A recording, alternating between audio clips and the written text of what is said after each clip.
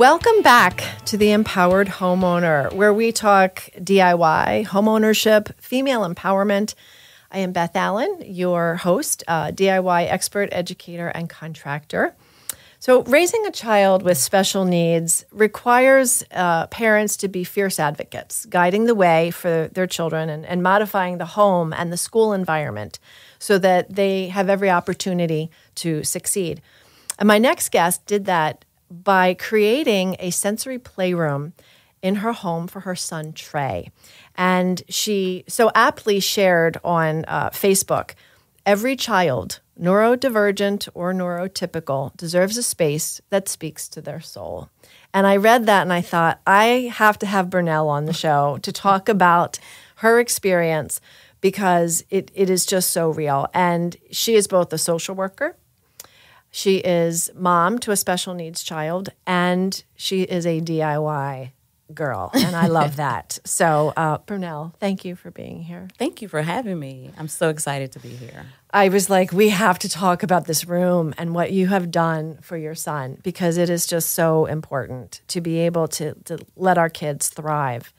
So, what inspired you to just tackle this space for Trey? Oh, my goodness. Well, I guess I have to talk about just DIY in general. So I don't know if you know that I'm originally from Richmond, Virginia. Okay. The youngest of 8. Oh, wow. Children. Wow. I'm the youngest of 8 children. So my dad, just growing up, there was nothing he could not do. I mean, he was on the roof. He did he never called a contractor. So I grew up watching my dad do everything. Love that inspiration. Just love it. So it's definitely in my DNA. Okay, so when Trey was first diagnosed with autism, it was right before the pandemic, okay? And rough time all around. Absolutely. So we're stuck at home, and it was always in our vision to have a sensory room for him. We outgrew our home, so we had to move. So it was always in the vision. And during the pandemic, the world was shut down. Yeah. You could DIY, yes. Just curbside pickup. Absolutely. So he had virtual therapy, and, he's just been so fortunate to work with these amazing therapists. And they would give him what's called a sensory diet. So if you imagine a regular diet, it gives you a list of foods you can eat. Well, in this way, it gave him a list of activities that he could feed on that would then stimulate and calm. Absolutely. So it started off with us buying a playground. Okay. And my husband and I, we put all 50,000 pieces together. It was terrible. And you're still married? Yes. And that's how DIY began in general for me, because of a project my husband and I were working on. But, we'll talk about that later. Oh, we've been there. My husband and I have done so many rooms together. Yeah. Yes. So we bought this playground, put all these pieces together, and from there we learned how much the swing calmed Trey. He would swing for hours. He would fall asleep on the swing.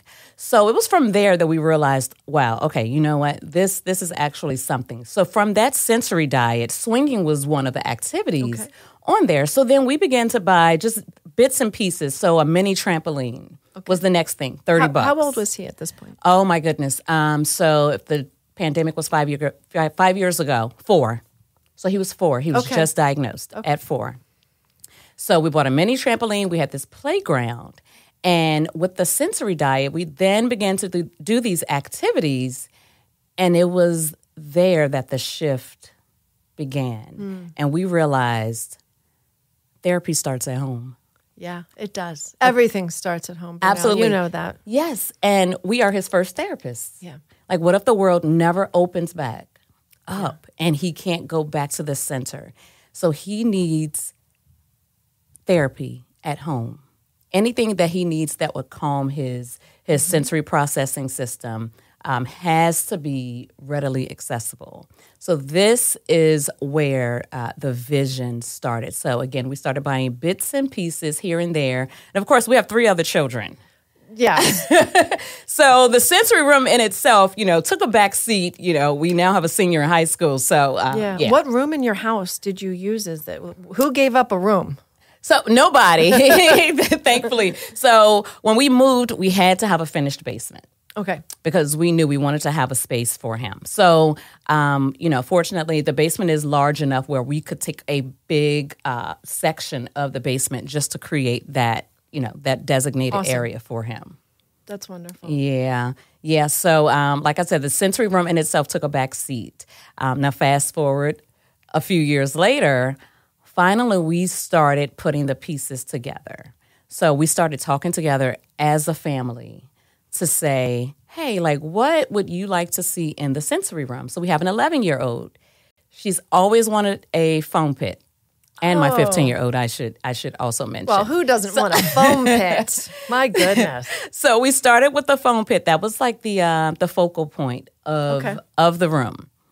And then we went from there. We then started just to educate ourselves about the sensory processing system, which is absolutely fascinating. And I will say, having an MSW and in college in the late 90s, early 2000s, I don't think I learned much about the sensory processing system. Even as a nurse, I know we didn't get much education, on special needs and the brain and its function. Whether it's dealing with kids who have autism or even adults with dementia. It's still alterations in the brain function, and how do we navigate around, stimulate, keep them calm, nurture. Yeah.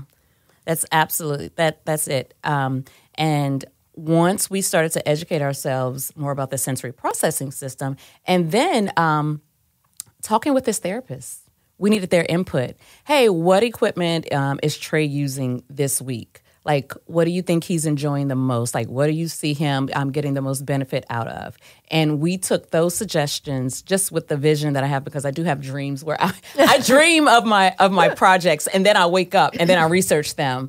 So then we were able to put this entire sketch together. And from there, it's just bits and pieces at a time. And the next thing you knew, we looked around and I had a sensory room. It was a whole sensory room where... So how did you source some of the materials? Where did you find some of these things? So the big box stores, of course. And where does everyone order? Yep. We're hitting Depot, Lowe's, Amazon. Yes, Amazon, definitely. So... where did you get the foam, though, for the foam pit? Oh, my goodness. Okay, so that's an entire story. So a foam pit, I'll just tell you, a foam pit in general, I had to research them.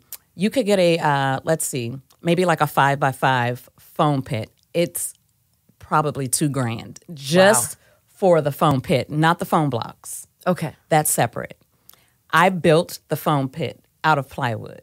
One sheet of plywood. You go, girl. $80 maybe. Yep. That's with tax. Yep. Okay. The foam blocks I found on Amazon. That was the bulk of my budget. Wow. The foam blocks. I probably spent about $700. Wow. On the foam blocks. Do you know a total that you spent? Have you figured that out? I was trying to add everything up. I'm telling you, I spent no more than $1,400. That is fantastic. That is so freaking awesome that you were able to do that. Yeah. It really is.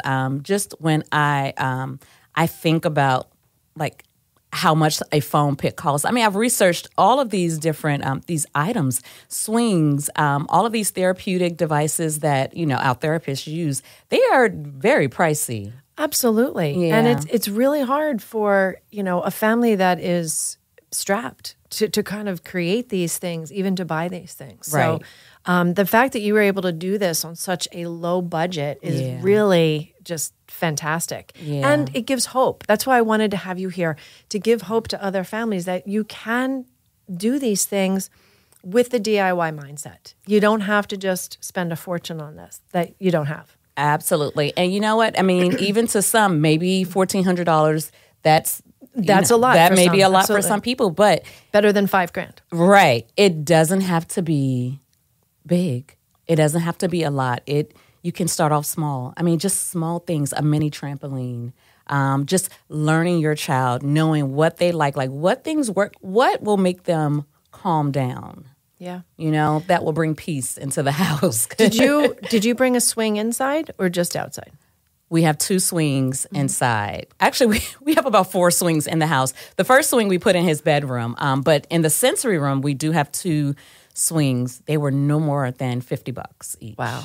And it's just a matter of having some basic DIY skills. Absolutely. And, finding the joists, making sure you have the proper anchors, and you can create that space. And did something go wrong there? Oh, yeah. Not with the swings, but I have to tell you, the most challenging part of the sensory room. So we have climbing bars, okay? So I have these big ideas. I'm like, oh, you know what? Climbing bars would be so cool for him to climb, and then he could just drop in the foam pit. Well, it sounded good. And then it came time to do it. And finding the studs. Finding those studs. And there were no studs right there in that area. And it's a basement. So did you have concrete behind there? Yes. And then you probably just had... Oh my goodness. You probably just had some lath. That was your separator and foam insulation. You know all about it. You know all about it. So I had a time. It took me about 2 weeks, and I really questioned my sanity. Did you get a hammer drill? Absolutely. Yeah. You need a hammer drill to get through the concrete in the basement. That is a tool that every DIYer just should invest in. I don't own one, but I have a friend that does. So I borrowed it when I've needed it. But then you have one. That's a serious tool. That is a serious tool. That is a serious Advil required tool, because your shoulders and arms ache like nothing after that. Exactly. That's why I questioned my sanity. I mean, it was having to go see a chiropractor. But you're using, you have to take care of yourself too, because you're using all of these muscles. I mean, it's easy to get fatigued. So you're right. That is an Advil tool. Absolutely. But hammer drill, you definitely need that when working in a basement. But that is how I was able to secure the climbing bars. Wow. I just laughed because, like I said, it took me 2 weeks. And I don't know if you know, every project, I'm about halfway through, and then I just kind of question myself, like, why am I doing that? Why? Oh yeah, I've done that. Right. I've totally done that. I also do it on my runs. I get about a half mile in, and I'm like, why am I doing that? I could be doing something else right now. Why am I doing this? But definitely when you are tackling a project of that magnitude and you have a vision and you meet these challenges, it's hard. It's hard to push past them. What got you through those moments? It was going back to the why. Yeah. Why am I doing this? I'm doing this for my son. I am giving him everything that he needs at home, because that's where it starts. I mean, it starts for all of us, for all of our children. And I was not only thinking about Trey, but I was thinking about the entire family, because when Trey is regulated, we are all regulated. He sets that temperature in our house. Yeah. So, I had to keep going back to my why. And I had to remember, too, that I was handpicked to be his mother. Yeah. So if you're listening out there, you are handpicked to be your child's mom or dad. And with being handpicked, it means that you have everything you need. Yeah. Even if you don't have the DIY skills, you have resources. Yeah. You can go out and watch YouTube videos or Pinterest. That's where I got a lot of my ideas from. There's Pinterest, there's asking people, there's learning. Yes. And it's not just, watching YouTube videos for the construction piece. It's also for the therapy piece, for what do autistic children thrive with. Absolutely. So it's looking at all of the aspects of this project and pulling it all together as to how am I going to create this space for my son. Were your other kids involved in the construction? Was this a family project, or were you like, you guys stay out of my space, I'm doing it? So I do, and I guess I get that from my father. I do like to work alone. But they would come down, especially my 11-year-old. She is my biggest cheerleader. That's she would awesome. come down and she would test everything. And she did help me. She helped me because the foam blocks, when they arrive, they're in one of those like those suction. Oh, so you have to cut and then So they you have pop to cut, open? and then watching them, blow up. so satisfying, right? Just watching them. So she helped me cut them all open, and then we threw them all in, and that took a while. I mean, we're talking 800 foam blocks, maybe. Oh my gosh. Yeah. That is But she crazy. she helped a lot. Of course, my husband helped because I had to hang all of those swings. So, I needed muscle. Absolutely. For And those. I say this all the time about DIY and women. There is nothing that we can't do except we lack some of the upper body strength. That's Just biologically, we don't have the same muscular structure. So, we need to lean on our men for some help. Big help there. Yeah. Well, Bernell, I want to take a brief break, and I want to hear from our sponsors. And, as much as I talk about, loving your house and creating new things, so do these two companies that I'm fond of. When the seniors in your life are facing a new chapter, the journey can be overwhelming. At Senior Transition Services, they understand that relocating isn't just about moving things. It's about honoring a lifetime of memories while preparing for a new lifestyle. While serving Bucks and Montgomery counties, the Main Line, and Northeast Philadelphia, they provide expert move preparation and downsizing assistance with a focus on empathy and compassion. They guide you and your loved ones every step of the way, identifying which items could be moved, ensuring that treasured belongings find new homes, and cherished memories are preserved. Embrace this new phase of life with confidence and peace of mind. Senior Transition Services, where your past is honored and your future is embraced. Call today at 215-947-5490. Dreaming of transforming your space into something new and fresh? With LBK Design Build, you work with a family-owned business with over 10 years of experience servicing the Bucks and Montgomery County areas. They are dedicated to making every client feel like you are the only client. With one expert team, your space is crafted with care and tailored to your style and budget. Relax and enjoy your custom-designed space, knowing your home will be treated like it is their own. Call them at 215-675-5000 for your free estimate. With LBK, dream it, build it, love it. So, Bernell, I asked you about your other children helping you. Did Trey take any active involvement in this? He's so funny. He's really a funny guy. But he would just come down. He's very observant. And he loves to just kind of just check out the scene first. And he follows behind his 11-year-old sister a lot. So he's a little shadow? Yes, that's his best friend. So he watches her. So he would watch her come down, and she would jump in the foam pit. And then slowly but surely, the next thing we know, Trey's in the foam pit. Awesome. Yeah. So he needed someone to kind of break that first jump and absolutely and be like, okay, this is a safe zone. I can do that. Yes.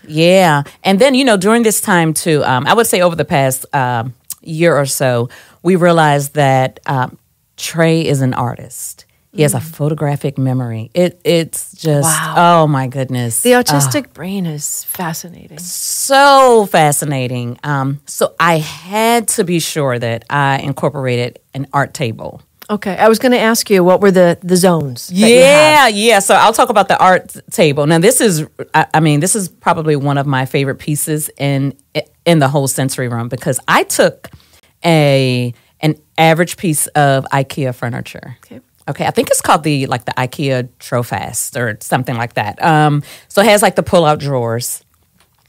I bought a piece of wood from Home Depot, and I added it to the top of this the Trofast. But I extended it past where the Trofast ends, And it was like an extended art table, and I added legs. Okay. And then I attached like a DIY, like almost like a paper towel like holder. Okay. And then we put a spool of paper so that so he can roll the paper. Exactly. Oh, that's awesome. So it's like a never-ending canvas. That is his favorite piece in the entire. What's his favorite medium?